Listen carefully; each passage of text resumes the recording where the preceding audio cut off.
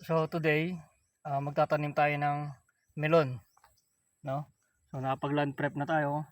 Konti lang naman 'yan pang sariling consumption. Maliit lang 'tong lugar na tinaniman natin. Galing lang 'to sa pinagkainan nating melon, no? So tumubo siya. Nilagay natin diyan, tinesting natin kung tutubo. Ay tumubo eh. Ay tatanim na natin.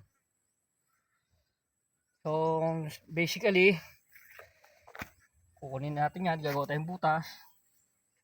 Yan lang. Tapos lagyan natin ng vermicast, no? Nating vermicast. Tapos kuha tayo dito. Medyo dapat basang-basa to, no? Para pag hinila natin hindi ma-damage yung root. Malambot na yung lupa. Tapos wag isa-isa ang kuha. Kung may magkakadikit, kunin natin yung magkakadikit. Yan.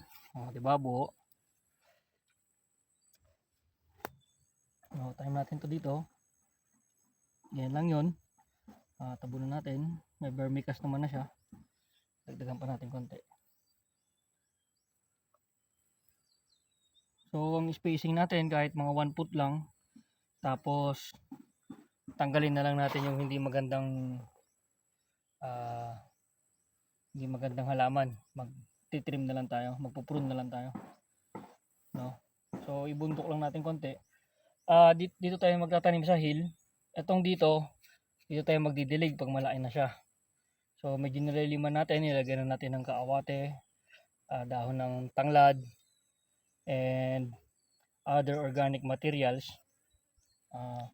Magpiprevent na to yung pag-evaporate ng tubig agad-agad, and also magiging nutrients din siya, magiging fertilizer din siya sa ating halaman balang araw.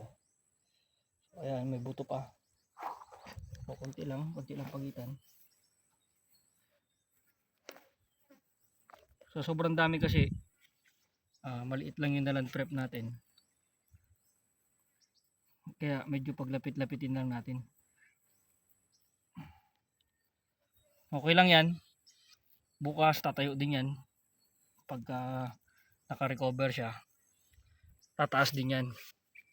So ganun lang magtanim ng melon. Update ko kayo pagka namulaklak na, and then pag namunga na. So that's it. Thank you for watching. Bye bye.